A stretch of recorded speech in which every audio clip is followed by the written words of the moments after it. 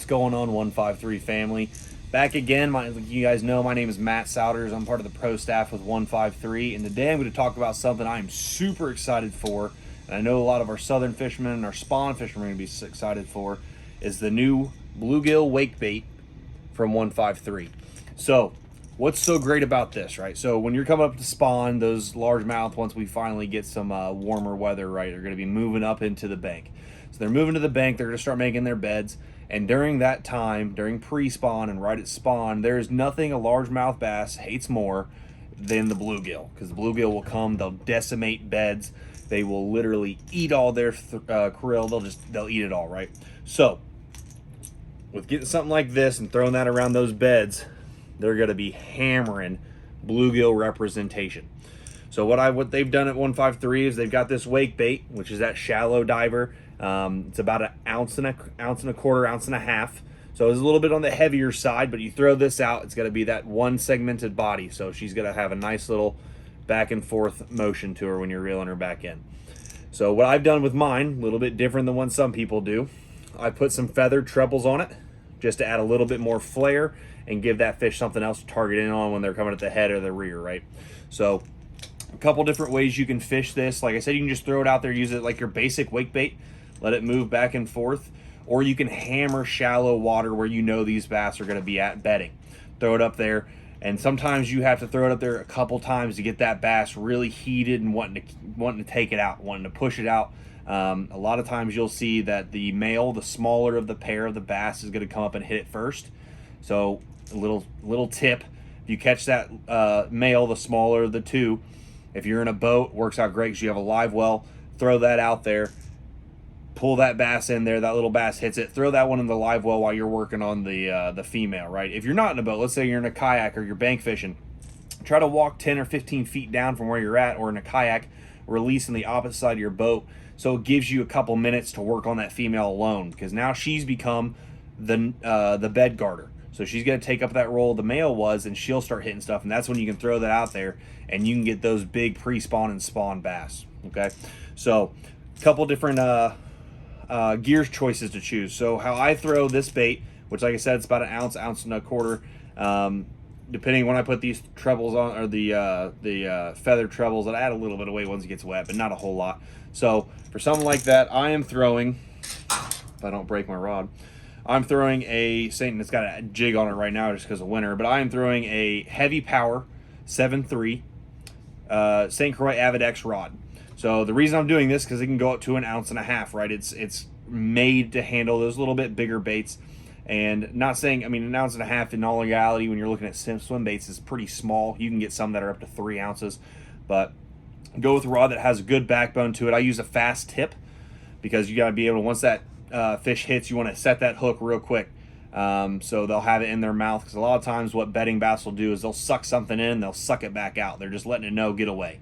Now bluegill, a little different. They'll inhale those and they'll destroy them because they will decimate their beds. So got it on a heavy fast rod. I pair that with a 6.3-to-1 Corrado K, Corrado 200K. Reason I'm going for that, it's a 200 size, a little bit bigger reel. Gives me the ability to really toss that out there and chuck it, so I'm not having to push out any fish getting to the bed, so I can fish that from a distance away. And I'm also running straight braid to that. Okay, so this bite's going to be more reaction bite because you're swimming that pretty fast. When you start throwing like a Texas rig in, or even a jig, that fish is going to look at it a little bit more. Now with muddier water, you can get away with braid, super sensitive line, super strong line. This is 50-pound braid, and it works flawlessly and works great. So if you get into that muddier water, you can put some fluorocarbon on as a leader, or straight fluorocarbon. I mean, I've done that with, or when clear water, excuse me, but I've done that with some swim baits in the past. I have a different swim bait tied on. This is just a shad, but I have this straight on 17-pound fluorocarbon. So it kind of depends on what you're wanting to run and what you're wanting to, well, the situations determines what your gear is 9 times out of 10. Now, if you're wanting to stick to one rod and one setup, you're not having multiple setups, that is completely fine too. Braid's going to do the job great. That 6.3-to-1 gear ratio, if you're like mini anglers who like to throw it out and they end up reeling way too fast, you're looking at being able to kind of slow your reel down a little bit. And that gives the ability to where you're still, moving that bait through, but you can't overdo that bait, right? You can really hammer down, but you're going too fast. So if you have a nice steady retrieve with a 6.3 to 1, it's going to be the perfect speed.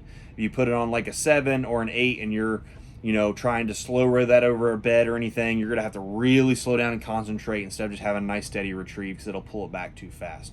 So these are just some tips, guys. This is on 153's website at this time. You need to get on there and get it, because once spawn hits, you're going to see that these are going to go flying out. I mean, the paint job on this is fantastic. This is a great representation of a bluegill. And you can just look at that. I mean, the colors are great. One big thing I do love about this, we don't have a whole lot of red ear sunfish. I mean, we have a few here in Ohio. I mean, I've caught them before, they're here, but bluegill are primarily what's going to be in most of our lakes. And I made sure I told him, hey, bluegill is what I want personally. And he left that little red ear off there, which is great. And then if you have red ear, the joy of 153 is you go on their website, in the comments, all of these can be custom done. So if you have a bluegill and you want a red ear, let him know and he'll red ear it up. And I mean, you're looking at $25 for a custom painted wake bait, bluegill wake bait. I mean, it's hard to beat. You're looking at, I've seen similar ones like that one you saw on that other one. That's a $70 swim bait, and this is just as good as that, if not better, because of the wire tail that go into that's really durable. It's not going to come flying out. And now all of 153 stuff comes with, all their hard bakes comes with Vector hooks installed. So give Vector hooks a shout out. Have them give a look. This is the original one. I got the first one ever, so I have some Gamakatsu feathered on there just because I like throwing some feathers on stuff, but I got Vectors and a couple of my other baits, and they are fantastic, guys. So yeah, make sure you guys get ready for the season. It's right around the corner.